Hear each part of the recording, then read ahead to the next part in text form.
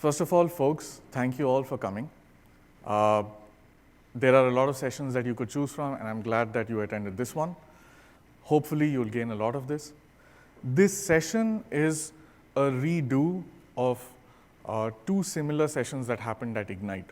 So the content is sort of similar, but we have updated it with whatever has happened since Ignite till now. A lot of stuff changes these days, so it's good to keep up to date on all of this. This session is about Azure Information Protection. Just a quick check. How many of you folks already know about Azure Information Protection? 1, 2, 3. Okay, quite a few. How many of you know about Azure Rights Management Service, RMS? Oh, great. A lot more people. Fine. Well, this session is going to cover both. My name is Ashish Ramdas. I'm a senior program manager in the Azure Information Protection team, which was previously known as Azure RMS.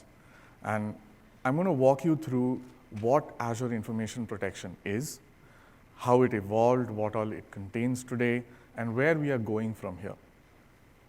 Okay. So Azure Information Protection, you should look at it as the foundation for your organization's long-term information protection strategy. What does that mean? How do you look at data? How do you protect your data? Do you know what data is there in your organization? All these questions are in the domain or related to Azure Information Protection. I'm also going to walk you through the protection aspects of it. How do you secure your data? And finally, all of this put together with the demos is something that you should be able to take away and start using this today. There is some exciting stuff that we have combined in from some of the Ignite sessions. Some stuff we are working on and we have talked about publicly, but things have improved, and I'm very excited to show all those demos today to you. So the first set of things I'm going to do is a bunch of introduction slides. Right? Set this up. The question that most organizations have today is, how do we manage our users, devices, apps, and data? This is the scope of IT. And in every aspect today, there are challenges. In the old world, it was much easier to control these two. And in today's bring your own device, share your data, and that sort of world, what control do you have? Where are your challenges? Do you know where your challenges are? Let me talk about what was there in the past. And a lot of you might agree with this and may have seen this transition, but let's go through. Typically, your data on premises is something you understand and you control very clearly. You lock down your databases, you have your firewalls, you have your DLP solutions in place. Everything that is within your enterprise, IT has a good control today. It's been years that it has taken a lot of time to get there. It's taken years, but now that we are here, we have a great understanding of what's to be done with this. But then came the entire bring your own device problem, where you had managed devices roaming outside your network, roaming outside your premises. How do you control those? Right? But we understood that. That has been a problem also that has been solved over the years. And it's a domain that is now more understood than before. But what happens in this world where there is a lot of collaboration, there's a lot of data sharing, and data leaves these devices, secure devices, the unmanaged, unregulated, unknown? Right? How do you deal with information security in such a world? And this is the gray area is where we hope to operate. Right? Today, you solve this by known means. But here's the core problem. If you really want to collaborate and share and work with partners and enable your field and do all those fun things, you can't keep your data on premises. You can't lock it down. You have to trust other solutions, and a lot of these are cloud solutions these days. So what identities do they use? How do you manage them? Are you going to go the other way?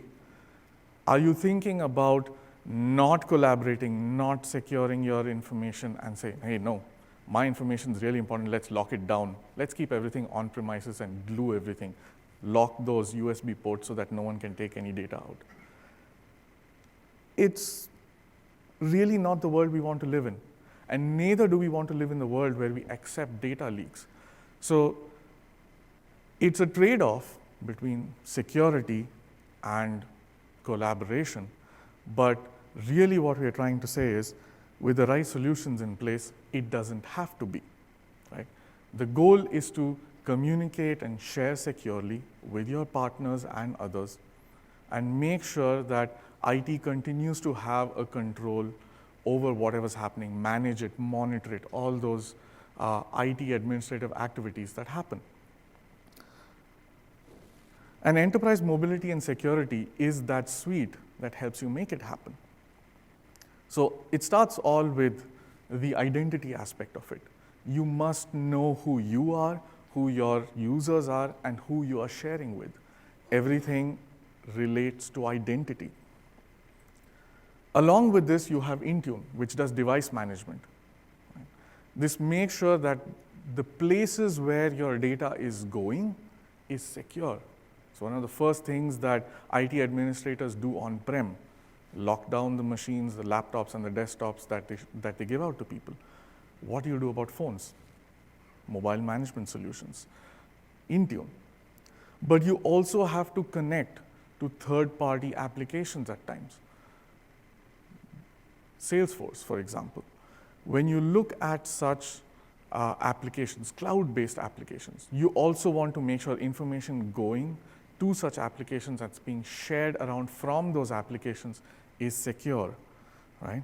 And you have cloud app security for that. You're also looking at making sure your identities that are used to access all of this and all the access logins that are happening are monitored, and no one's trying to steal credentials, no one's trying to get unauthorized access to this secure environment. And advanced threat analytics plays a role there to identify anomalous behavior. And while doing all of this, the part that we missed out is the data. And that is where Azure Information Protection comes in.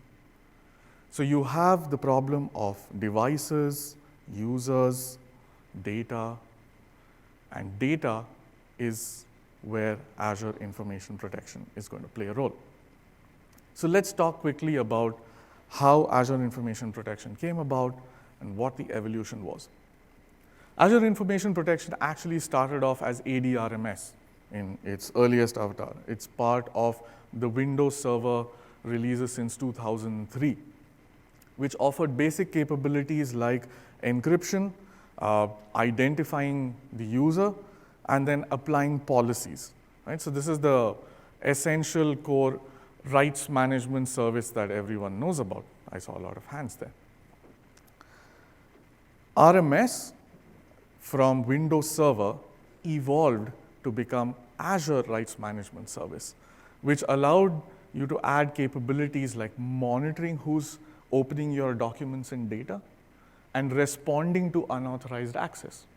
So tracking and revocation, right? So that's the two major things that Azure RMS adds over ADRMS. But then the essential question comes, do you encrypt all of your data?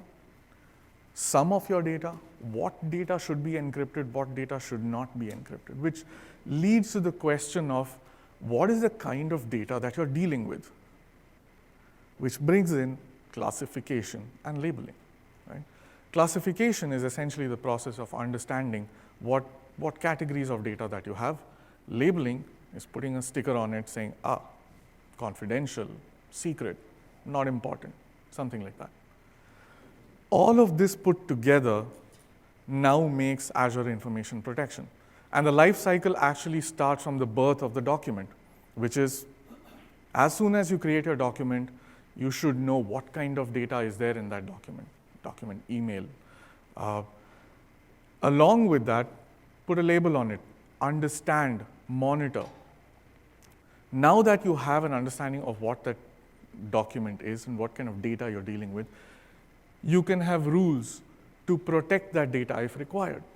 If you are dealing with highly confidential financial results, this is the place to know whether it needs to be encrypted or not. Once it is encrypted and it is shared, Azure Information Protection will help you understand if the right people are opening the document or attempting to open the document, and if this document has gone places that it hasn't, revoke access to it. The full life cycle is complete. So I'm going to spend the rest of this hour talking about the three different aspects: classification, labeling, followed by protection, followed by document tracking and revocation. And along the way, I'm going to show you some demos on how these have changed and improved over time. Very quickly, classification is the start. When your data is born, when you start editing a document, or a program generates an Excel file that's an automated report, what you really want to do is make sure that this data is classified. Classification tells you and the rest of the world what kind of data is contained. And typically you start off with things like confidential, restricted for your really important data, and the rest are marked as internal, public. And you may be working on your own documents on your machine, so personal. Classify your data. Once you understand what kind of data is there, you can take more actions on it. And those actions include protection, adding visual markings like watermarks, headers, footers, and add even DLP rules on top of it, whether this document is allowed to leave the organization or not. But it all starts with understanding what kind of data you have. The label is the artifact that represents classification. Once you're done with classification, a label is what identifies this is the result of what the software has decided, or this is what you have decided this document is. A label is essentially metadata that travels with the document. Nothing more, very simple. But this metadata is in plain text, and this allows a lot of rule engines, especially DLPs, to look at this and say, let me do something with this document. So for example, if a document is tagged or labeled as confidential, you may have a DLP rule that says such a document is not allowed to leave the organization boundaries. Now, you're starting to bring IT management policies back onto your data and now have a control of your data. Remember the diagram with on-premises and managed devices and their unregulated unknown? You are now able to bring your data from the unregulated unknown back onto a place where you can understand it and control it. The most important part, of course, is that the label travels with the document. So wherever the document goes in the future, you have the ability to know what's going on. Let's quickly talk about the kind of classification user experiences that exist today, that we offer. The first kind is, of course, automatic classification. This is where the software looks at your content, runs a bunch of rules in the background. It's basically content inspection, and figures out what is the label that needs to be applied on the document. And that's helpful because today, if you look at enterprises, they have file shares and terabytes worth of existing documents. This helps to make sure that any content that you create new or you have created earlier is brought under the purview of Azure Information Protection, and you're able to get a handle of it, and you understand what kind of data is lying around in different places across your organization. The biggest challenge that companies have today is that they don't know what kind of data exists, where it exists. So if I have to tell you, please control your data, the first question is how? I don't know. This is the way that we help. Automatic content inspection will help you figure out what categories of data you have today. And these categories are defined by you based on your business rules, your business policies, whatever you want to configure, that's what will be done. And I'll walk through a demo of how that looks today so that you understand how it correlates. Recommended classification is where the action of labeling, the action of classifying and then labeling is not done automatically on the document, but the user is prompted and told, well, this looks like a document that's confidential. Would you like to label it that way? It's an option that the user can exercise, but the content classification and inspection engine does go through the content and try to apply some rules to figure out this is the label that needs to be. The final decision is still up to the end user. And this is useful when you do not want the automatic engine making decisions on behalf of users that they are not able to override. So this is extremely useful for situations that are ambiguous. Great place to start with recommended. Sorry. Reclassification is taking an existing classified document and changing the classification rule and classification policy on it. I can go from a highly confidential document and mark it as personal. Why does that happen? Think of scenarios where a document is automatically classified. I have a rule that says if you find 2 credit card numbers inside your document, it has to be marked confidential. It can't be shared with people. But I'm working on a document that's actually my own personal information. I'm just noting down my credit cards. This is not organization specific. So I'm going to choose reclassification.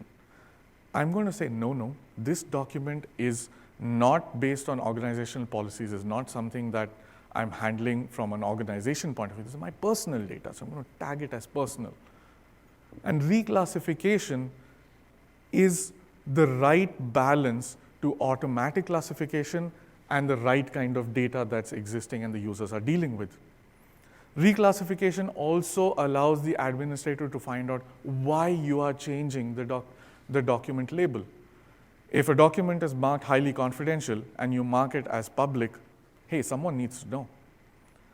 And this also prevents users from accidentally or intentionally changing the classification, thinking they can send the document out with a lower level of classification. So you know you're being monitored. In this case, the justification has to be real. The last one is, of course, manual classification, which is quite simple. There's a document, no rules are applied, you explicitly mark it up to the user, and this is what is manual classification. So let me just quickly go through the classification experiences here so that I can show you what this looks like.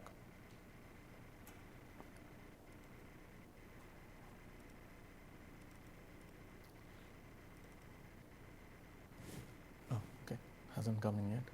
Give me a second. All right. So I've opened a document, and I want to walk through some aspects of this document here before we start. The first thing that I want to show you is that right on top, this is not there. Okay. Right on top, you can see a bar. That's the Azure Information Protection classification bar.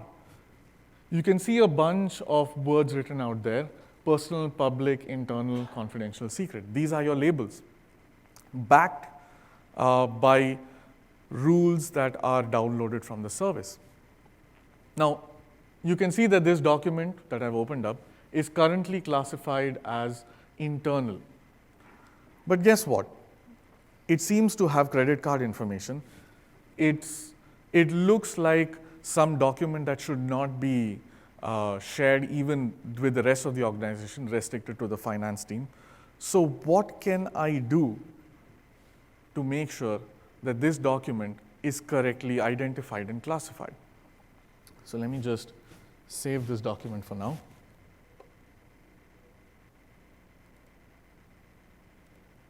Okay, I'm going to give it a name.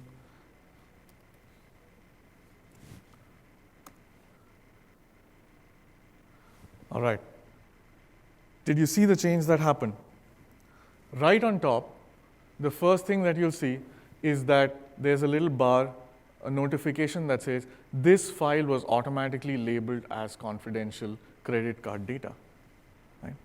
I have a rule that has been set that says any document that has 2 credit card numbers in it should be automatically marked as confidential.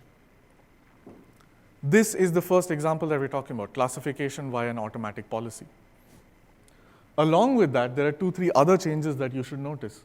There's an extra header that has come. There's a footer that has been added. And there's a big watermark down the center. These are visual markings that can be added to your document. And there are many more such policies around labeling a certain document that can be applied. For example, I could also additionally say, this document needs to be encrypted. Such policies are configured on the server, and they run here locally on your machine against the documents that you're working on. Right? I'm going to now show what happens when you change some information on this. So I'm going to go up and say this is actually not Microsoft Finance. This is Microsoft project.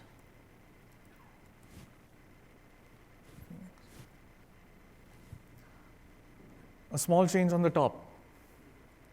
It is recommended that this label to label this document as secret Project Phoenix. What happened?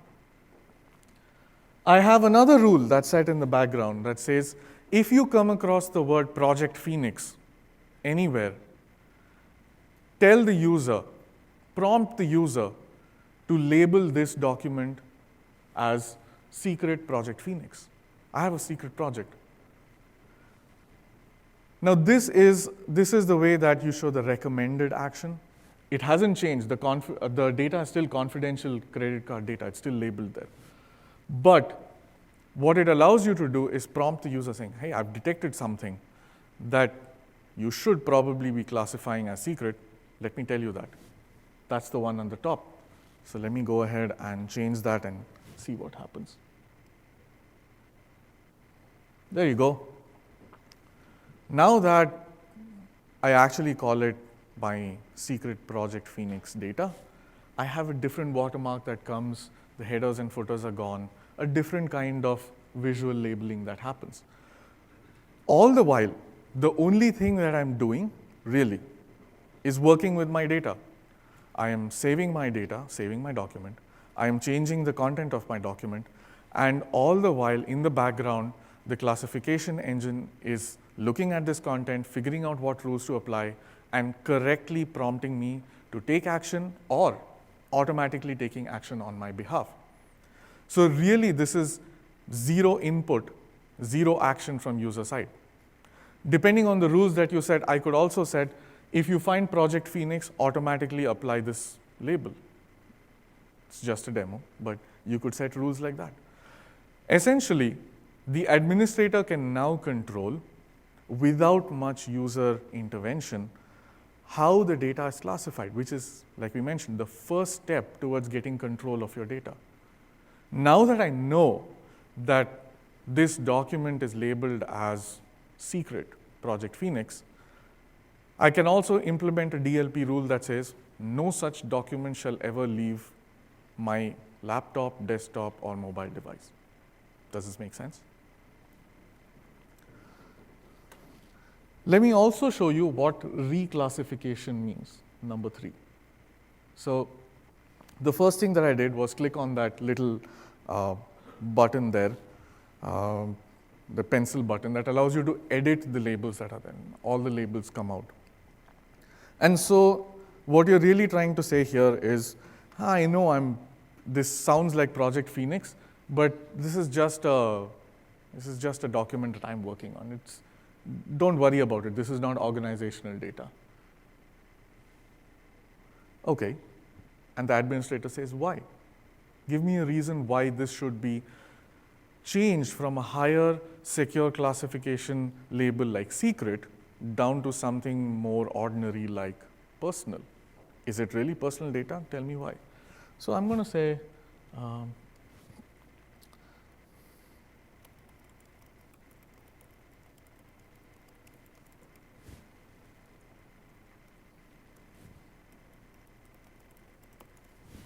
and I say confirm. This doesn't stop the user from changing it, but what it does do is give the administrator an overview of what people are actually doing. It gives oversight. It makes sure that users explicitly acknowledge when labels are changed. And this helps in auditing at the end of the day. If you find that a document has leaked, you can have an audit trail of what happened to the document. It started off as confidential credit card data. It got reclassified as Project Phoenix, and then it got reclassified manually by the user as personal. It's important. Auditing and oversight of your data are parts of how you can keep track of it, get control of it, and make sure you're not bleeding your data to the rest of the world. At the end of the day, what you really want to do is make sure that you strike the right balance between unobtrusiveness of this process, because the users really want to work on the data, on the document, and the ability to get your IT information, which is essentially the label, get that information into the document so that you can get a handle of it. Okay. Before we proceed, are there any questions for whatever I have talked about till now? Question?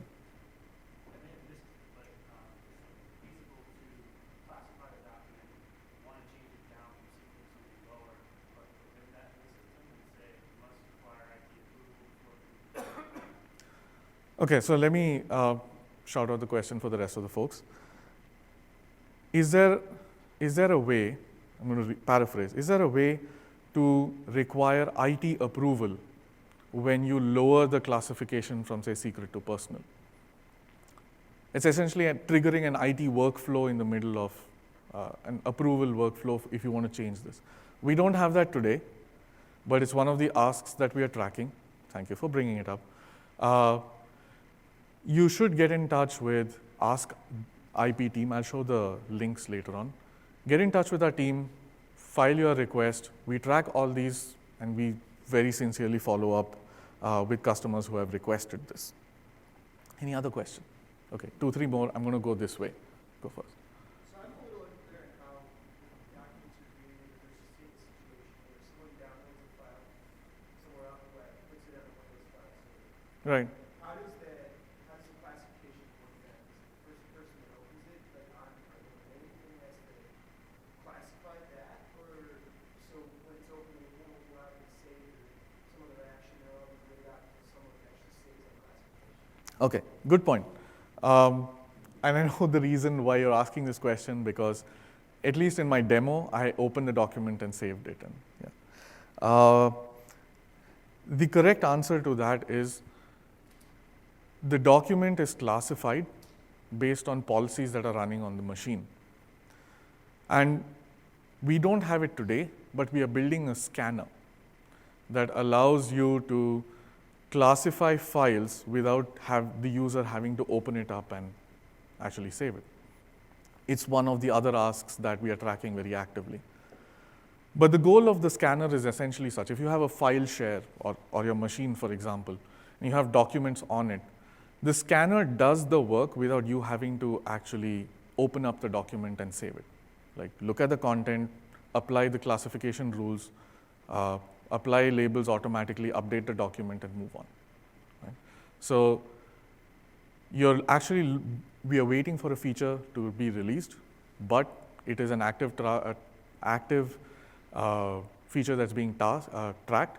So please, again, follow up with our team, and we'll make sure you know when it's available. Some questions this side. Yep. Yeah, so going back to that first question, although it's not possible to move that to secure to personal, Yeah. I just still gets notified, right, on the admin dashboard? Correct. Today it is logged. What you're looking for as an IT notification is still to be built. But now that we have the information that this is the user action that has been taken, building a dashboard is a simpler job to do. Okay. So the first step that we were looking at is to log this information. The second step is to make it available to you, which will come soon, and then dashboards on top of that. So the Logging is current. All right, I'll take that question first and then come down to you. If I remember correctly, and I may be wrong, you assign different override levels of override authority by user profile or group. So managers could override, but others couldn't. In terms of the label, I don't think there is a user level override. But there is a different concept that I have not come to yet called scope policy.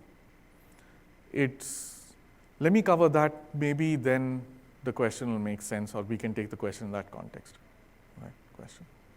Is the file classification engine that you would, or what you would put on the server, is that just the policy associated with all documents that is placed in the portion of the server, but it doesn't do any automatic scanning and Well, right now the one that we are actively tracking is the non-automatic one, where you have to actually say, go look at it. But the natural extension of that is it just runs automatically. So the first track, that's the question that he asked, like, is there a way to know?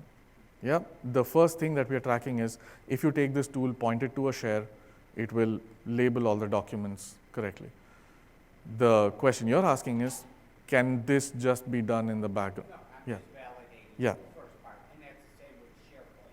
You create a SharePoint Lab, list yeah. That applies the specific items, but Correct. it doesn't interrogate the document. Correct. So let's start with the fact that it's a share.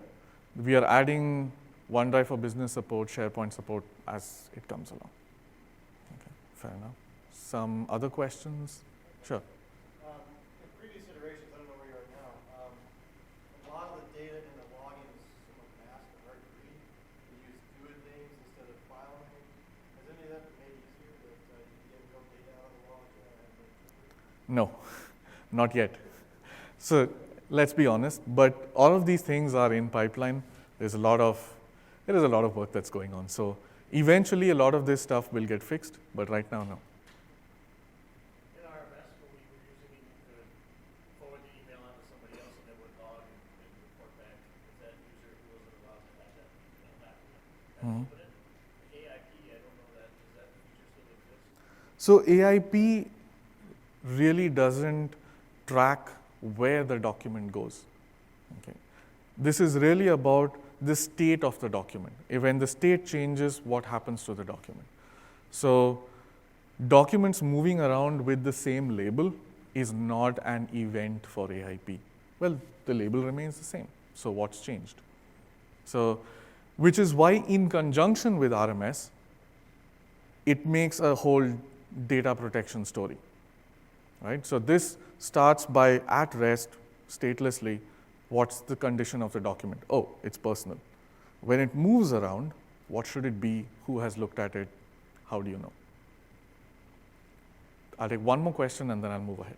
Go ahead. I heard you mention the, use the term shares, and then mention OneDrive. Does that mean that this is applicable into like, you know, any like team with file storage inside the team in the group, or in OneDrive, and or even third party? I've got lots of people like on Dropbox for business and Correct. We haven't worked all that out yet, but all I can say is right now, OneDrive is on our target.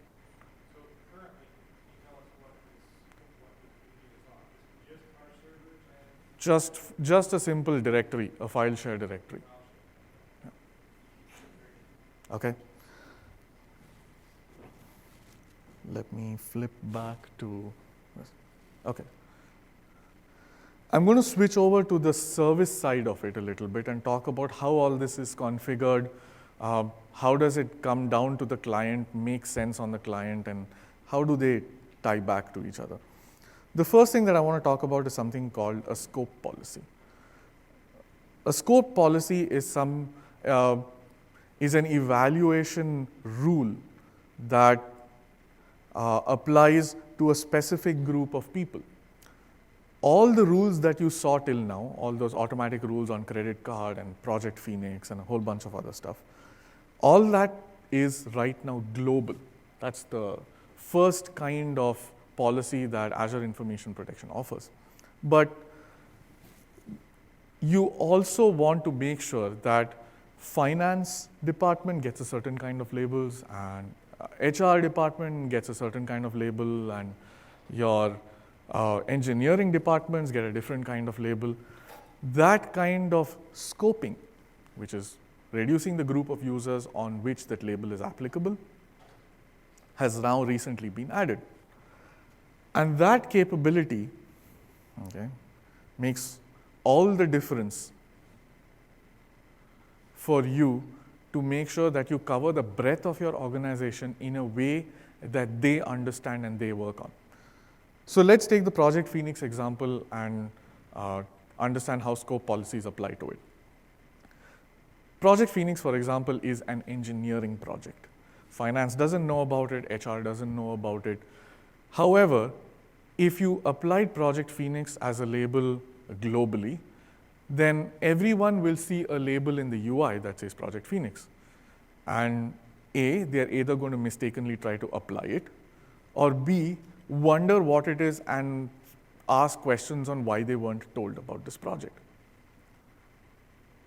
The third and the possibly worse interpretation of all of this is now the entire organization knows there's a Project Phoenix, which was supposed to be secret, which is why you have scope policies.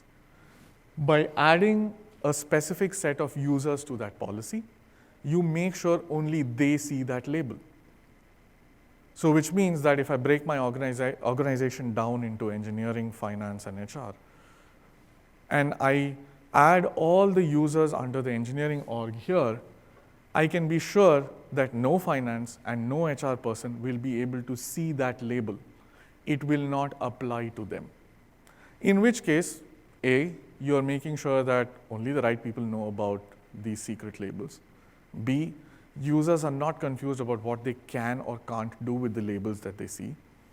And C, it helps you get the right audience for your labels and get the right coverage. And in very, very large organizations, you can see how this can clearly spiral out of control with multiple departments and multiple users. And if all of them were under one global list, your entire screen would just be filled with labels, right? So easy to group them up and break them apart. Okay, so let's jump in now and see what this looks like on the service side. So hang on a sec while I bring this out. All right. Actually, hang on, let me duplicate it. All right, so much easier. I don't have to strain my neck. And I can also zoom in for you folks to see this easily. All right. What I have open is the Azure Information Protection Blade in the new Azure portal. How do you get there? Starting with the new Azure portal, portal.azure.com, scroll down on the left side and type, yep, there you go, the only one there. This brings up the blade for Azure Information Protection. Now, by default, you have a global policy that's available. When you create a brand new tenant in Azure Active Directory and you enable Azure Information Protection, this stuff comes by default, pre-configured, some default label names, global policy, all of this is just there. From here on, you'll change and configure it. Now, if you want to add scope policies, you can start from here. It's in preview right now, but publicly available for you to play around with. Let's see what a global policy looks like today. Okay. The first thing I want to show you is the labels. This is where you configure your labels. Personal, public, internal, confidential, secret. This is what you saw in the document. So let's bring it out. Personal, public, internal, confidential, secret. Same colors. If you hover on the little label button there, you will see the color of the label that applies and a little tooltip with information on what that label actually is. And where is all this configured? This all is configured here. So if I click on a label, it'll say tooltip for personal use only. All of the information that you see on the client is configured in the service here, which makes it fortunately very simple for the administrator to actually play around with. So you have 5 broad categories of labels. Right? But under that, I also have sub-labels. Now, sub-labels allow you to do fine-grained classification and labeling of your data. And the credit card data policy, what you saw there earlier in the demo, where it automatically classified the document, is based on this sub-label. And how do you see sub-labels? That's where it is. Right? So in a neat 2-level fashion, you can see everything that has been configured. I also want to point out a little thing called the title. Right? The title shows up here. Now, depending on what you want to call it, you can call it classification, you can call it sensitivity, but this is essentially a little information point to the end user that says, hey, something new is happening with your document. So really what we're telling our users is by default, when you see this, we're talking about the sensitivity of your document. Is it really sensitive, not so sensitive? That's what we're trying to classify. Okay. I also have a rule here that says select the default label. By default, if I create a new document, this is the label that will be applied. Now, why is this useful?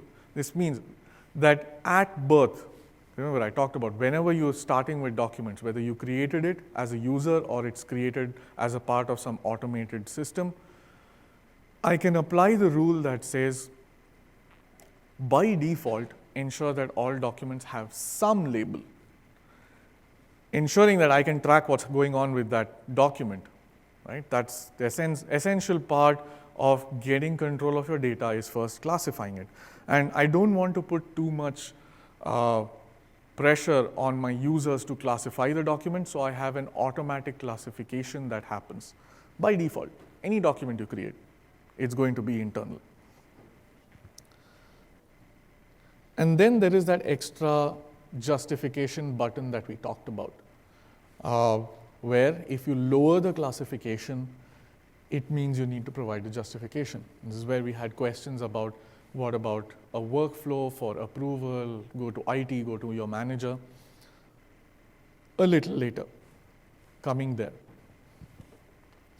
So this is the broad configuration of what labels and policies look like.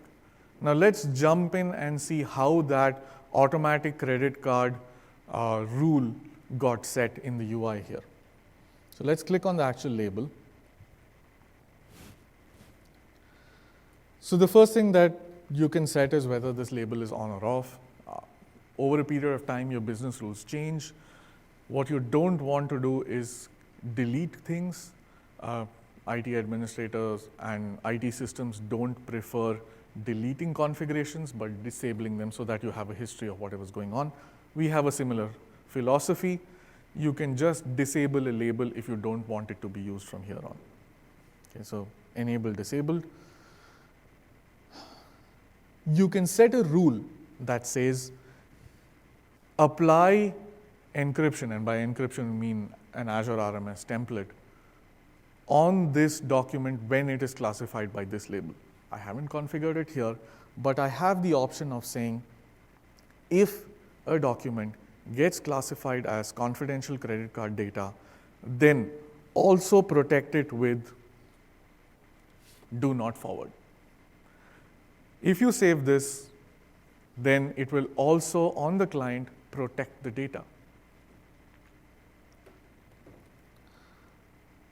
The third set of things that you can do with a label is set visual markings, and that's what you saw earlier in terms of headers, footers. You can customize all the colors and all here. This is you can customize the header text. I have put confidential credit card data, change the color and the size of it.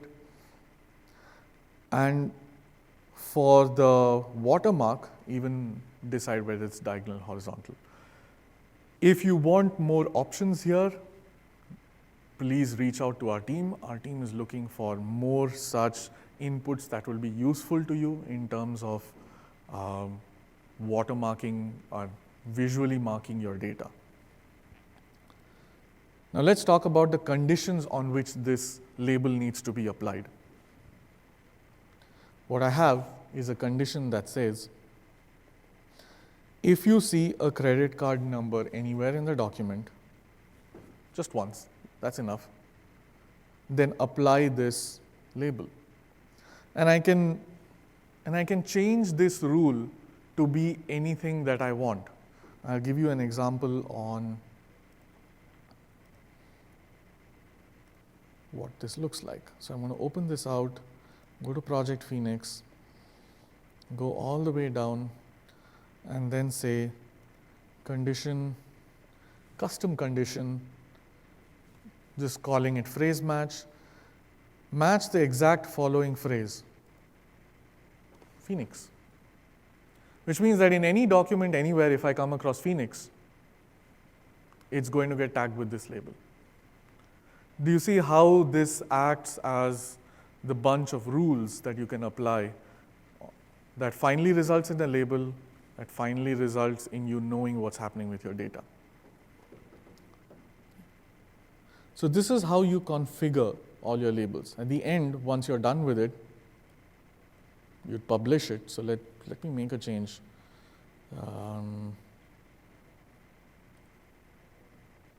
And let's say, okay, hang on. It's easier to change this. Let's make it orange. Save. And it will tell you that you need to publish your policy to actually activate it. So changes are not automatically pushed. Publish it, and you're done.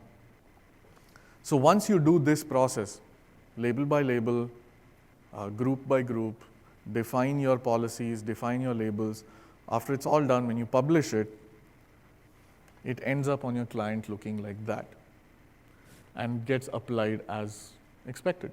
So first thing I'm going to do is going to close this. Don't save. And I'm going to hopefully see if this works. So let's say next. Great. Okay. Change now. There you go. It was a weird yellow before, now it's a nicer looking orange. Right? But once you have this in place, you can see how it's simple to just connect a service to the client. Things just work. You'll get logging information back about what users are doing, how your documents were classified, all goodness there. Okay, let's jump back to, okay, I have 25 minutes more, and now we are going to jump on to protection. If there are any questions, I'll take it towards the end.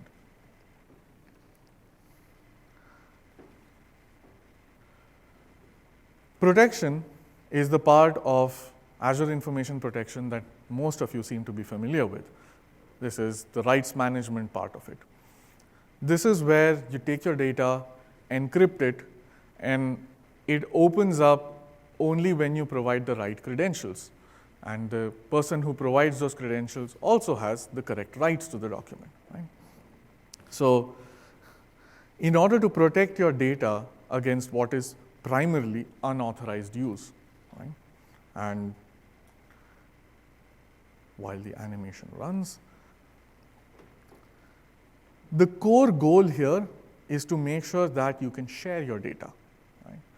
And typically sharing your data means making sure also that it doesn't fall in the wrong hands. So two essential elements come into play. One is the identity of the user that's accessing the document, and two, the rights that this user has on the document. Right? And of course, as you know, much like the label, the protection is persistent and travels with the document. Means that wherever the data goes, the document or the email goes, it continues to be encrypted. Right? Only an authorized user with rights is able to open it up. Very quickly, this is diving into the tech details, but all your content is protected using a symmetric key. This symmetric key and the information about what rights are given to different users is put together and packaged along with the content. So use rights plus the key is called the license, a publishing license. This together is signed with the tenant key. So you are ensured, for example, that no one's tampering with stuff. All of this is then put together and shared. So the license along with the protected content is together. Now, who has access to the document? In order to get access to the document, you need the symmetric key. The symmetric key is inside the license, and the license is also protected. How do you unwrap the license? Unwrapping the license is done with your identity, which is why all of this is identity driven. If an unauthorized user presents their identity, the symmetric key is not returned, in which case they're not able to decrypt the document. It's as simple as that. On the client machines, enlightened applications such as Office, who understand how to do this process, do the entire work for you seamlessly. Right? So what this means is that you can select protect this document, and in the background, Office will make sure that it picks the right symmetric key, packages it along with the document, and saves it. So that when you close your Office application and share the document, just like you do normally, the document is already protected. Now, once you share it and the recipient tries to open it, the first thing that's going to happen is they're going to be prompted for credentials. Like, this is an encrypted document. Please provide your credentials in order to know whether you have access to the document or not.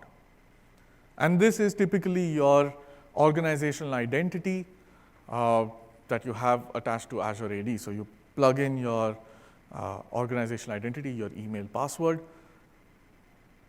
What the Office application gets is an identity token that it takes along with the license and sends it to the Azure Information Protection service and says, please authorize this user. Is this user allowed to access this document? If the rights and the identity of the user match with something in the license, then the symmetric key to decrypt the document is returned, which means that the user can open the document and see it. If not, well, the content remains encrypted and you're not able to open it. And that's the key, which means that if you provide an identity that is not authorized, your content remains safe. That's how you can trust that you have shared it to the right people and no one else can open it. In this, the important thing that I want to call out is that the Azure RMS service does not see your file content. It only sees the little orange blob there, which is the license. So your content is your own. We have no interest in it. We are only interested in authorizing the rights and the user. So a lot of concerns with whether all this means that you're leaking data to Microsoft. It does not. Your data remains with you. When you share data, one of the concerns that comes out is, am I sharing data with the right people? Who is trying to access my data? Which is where tracking and revocation comes in. Every time you try to open a document, we log who is trying to open it, and the who comes from the identity that you have supplied. Remember, the two things that are required to open up a document are the license, which is encrypted, and your identity, which unlocks this. So a person who's unauthorized and is trying to access and open this document provides their identity, and the service says, no, you're not authorized, you're not getting the key to open the content. That information is logged, and you can know that today. So let me quickly show you how that works out. Where are we? There we are. All right. So what you see here is the Azure RMS document tracking portal, portal.azurerms.com. And what it has here is a list of all the documents that I have shared publicly or shared with anyone else. You can see who all I have shared this with. Let me zoom in a bit so that you see what's going on. Okay. You can see who all I have shared this with explicitly to a specific user or my group of employees in general. What has happened with the document and what's the status of accessing and identities. Let me just open up one to see what's happening. There you go. This gives you a drill down on each document that is there. Right? So it's been a while since anyone has tried to access this document, but one user has tried to access this multiple times, and I know which user. Right? If I find that this document has started to reach people and places that it's not supposed to, I have the option of going down and revoking access to this document. So let me see where else, what has happened with my document. I can see where my document has been accessed from. So this is useful because I know that my document was meant to be shared only internally within my organization. But guess what? I am logging an access from Japan or Russia, Ukraine, somewhere. Right? That's not right. There is no one that I shared this document with who's sitting anywhere outside Seattle, for example. Right? Then I know things are wrong. I can revoke access. I can also configure when I am notified about activity on my document. Right? I can tell, for example, that if a user is denied access, notify me. This is helpful to understand immediately when people are trying to access your document and who's trying to access it. Super useful. Let's go back to the summary and see what's going on.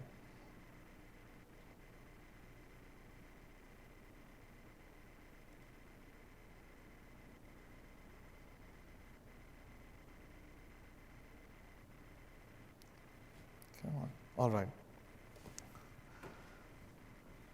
This tells me exactly which user and when has tried to open this document and what has happened to that. This is the exact sort of IT tool that you need to ensure that your document and your content is safe, it is being tracked, you know exactly what's happening to it, and you are able to lock down on your most confidential, your most important information.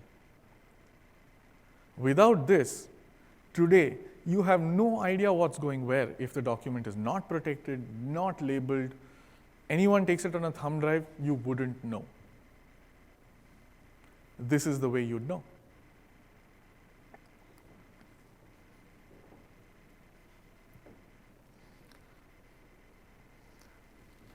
So I'm going to stop for 2 minutes and take questions on this, because after this, we're going to jump into stuff that's new on the protection side and a lot of cool demos that will take a bit of time. So go for it.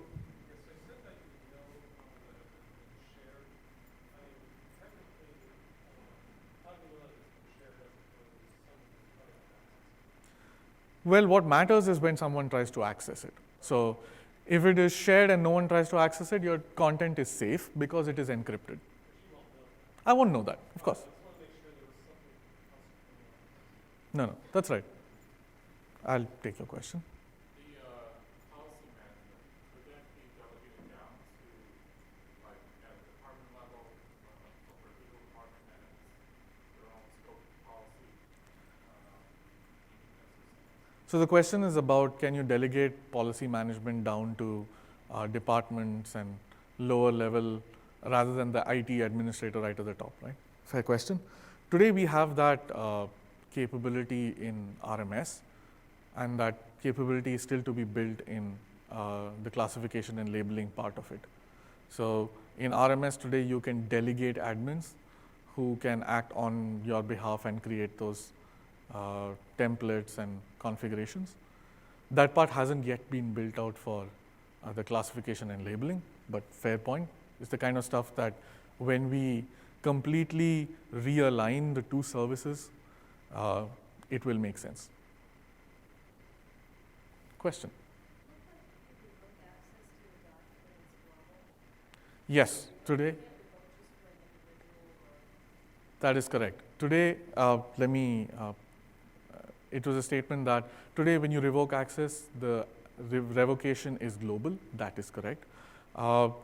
If you've shared it with 10 people and you find 11th unauthorized person accessing it or attempting to access it, if you revoke the document, all 10 will lose access to it.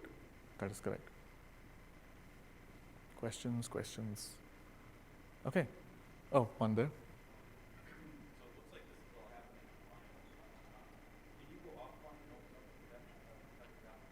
Yes, so these are configurations that you can set in the service. You can configure the kind of offline access that you would require. So by default, if you start a tenant and use information protection, rights management is configured for 30 days of offline access. You can configure that to 0, which means that you always require to be online to open a document, or change that value to 1 week, a few days. So the reason that this is configurable is that it depends on your organization and the kind of security need that they're looking at. I'll give you an example of where this plays out. Banks may want to turn that dial in favor of 0, which means that if an employee leaves the organization, they cannot have taken a document or a laptop away with them and access it after they have quit, for example. It always requires users to be online to access so they know who's accessing. So if you leave the company and I remove you out of my directory, you will instantly not have access to the document when you try to access it online. The other side is a lot of mom and pop stores do not want to be so security conscious, in the sense of it is complicated for people who travel to constantly be connected. Like if you're on a flight and you want to open an email that's protected, that you downloaded earlier, does that mean that you can't open it now? No. So depending on the kind of organization, the kind of people that you have, you can tune your dial depend on something like 30 days, 1 week, or go all the way to 0 and say, nope, always online. Make sense? Yeah. Okay, last question, then I'll move on. Are there API access to document tracking or setting those types of classification? That's a good question.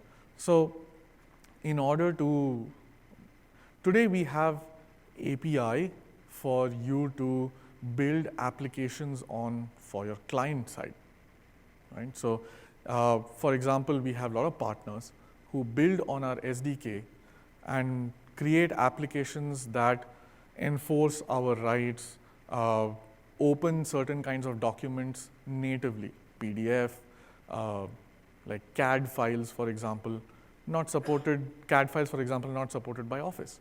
So third-party partners build on top of our client SDK to create such applications that when you double-click on a CAD file, it decrypts, opens, magic happens. The service side is more admin-facing. So not in terms of building SDK types, but more of management, making sure that you configure it correctly, getting the logs, and that sort of thing. Right? So right now, no, there is no easy way for you to build another document tracking portal. But if there is such a need, let's talk after this. Maybe we can figure out something. Yeah. Right. I'm going to jump ahead and talk about collaboration, because you can see where this is heading, right? We started off with making sure your documents are classified. We went on to protection. We said, protection, make sure that when you share your documents, they are shared securely, only the right people can access it, and that sort of thing. But eventually, the goal of all of this is so that you can collaborate. And here is where we have been investing a bit of time, and you can see the difference in what was and what's going to be. Okay.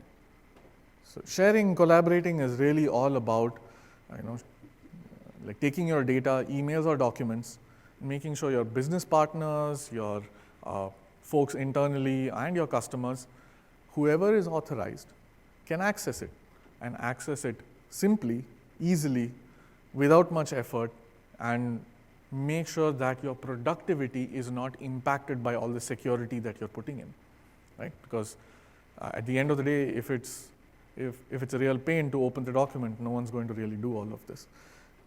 You care about your daily productivity. So let's take a simple example, right?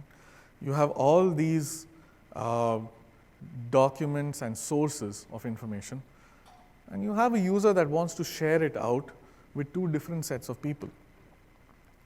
And remember, these people could be internal, external. What you're really looking for as a goal is that any user who receives your protected content can open it on any device, right? Anywhere, seamlessly.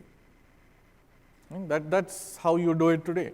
You open an email on your phone, you don't think twice whether it's protected or not protected, and was it supposed to be? The software takes care of it all, happily, in the background, transparent to you. Well, that's the ideal state, but that's not how it works today. Office IRM and oh, thank you. Doesn't change much, but yeah. All right, there you go. Thank you. Office IRM has been complicated, and we are working towards making it simpler. And we are also making sure that we plug all the gaps that are there in IRM today.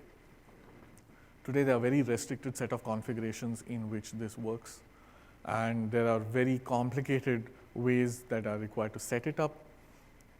But all of that is becoming simpler. Let me talk about how.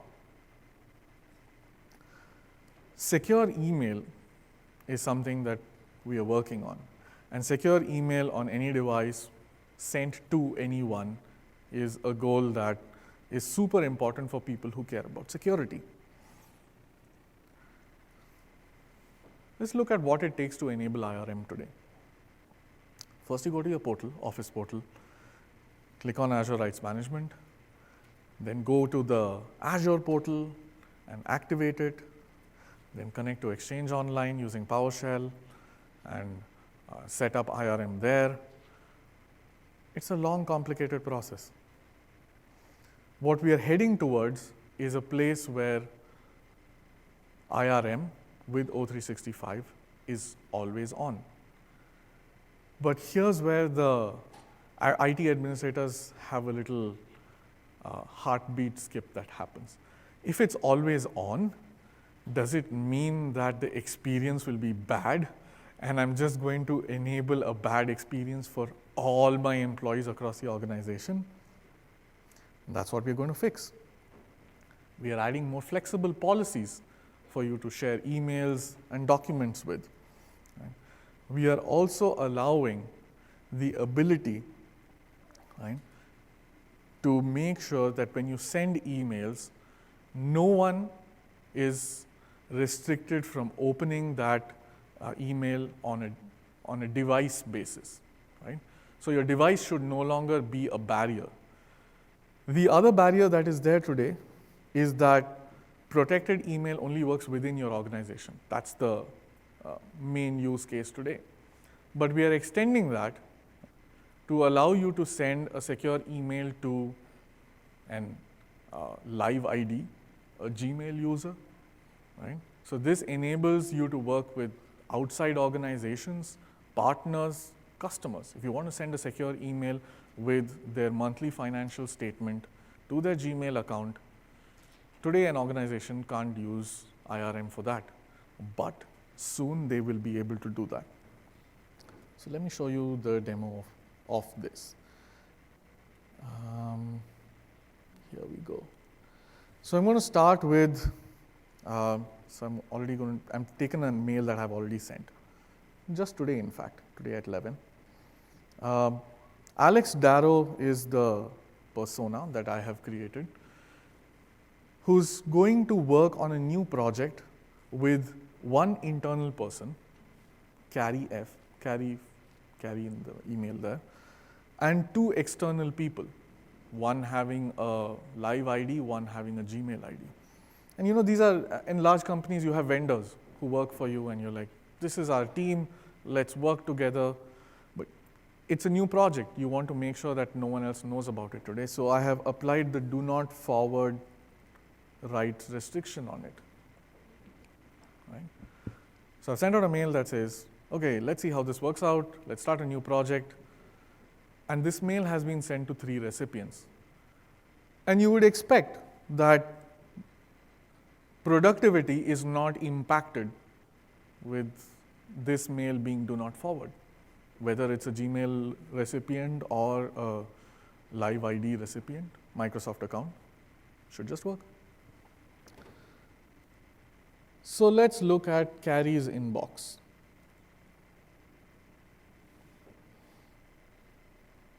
Okay, no, this is the same.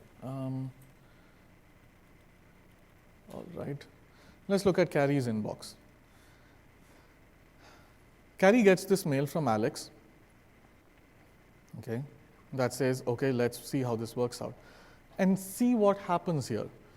In the UI, the user doesn't have to do anything more to make sure that they can read this. Carrie has the rights, Carrie has the identity, so the email just opens for her. Right? But what's marked out is that this mail is encrypted with that little red circle and a bar around it. But in your Outlook experience, all is just good. Okay. If I try to reply all, I'll see that reply all, I'll see forward has been disabled. Right? So the right has been applied. This is how you know that at least within your this is how it works today. Within your organization, everything just works. Let me switch over to the email account. Alex Darrow sent me an email that I want to read.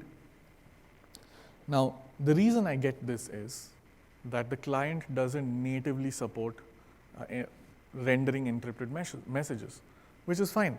But what you're really looking forward to is the fact that your message can still be read easily.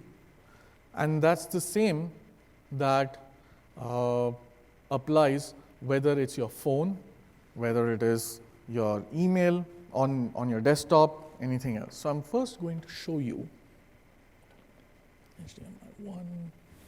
All right, so here's my phone.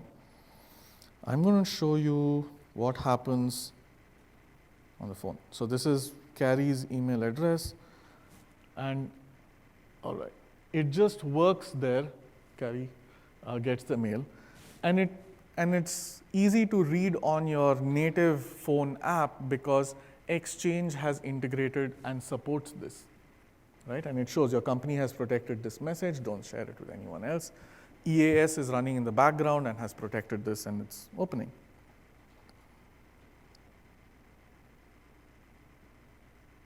Okay. If I look at, if I look at Gmail, when I click on that little bit, it says, how do you want to open this? So sign in with Google. And at this point, I'm going to pull out my plug and type my password because you really should not be seeing this.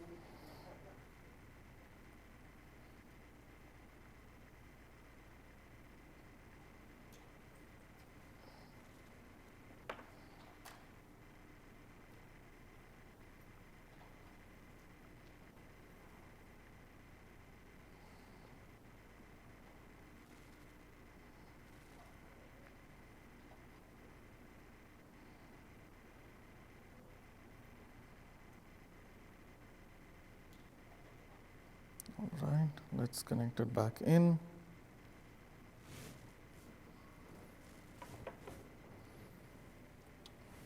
And there you go.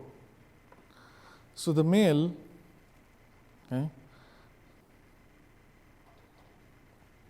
So the mail was sent from Alex's account, okay, and is now opened from my Gmail account using my Gmail identity that has been authorized by Alex.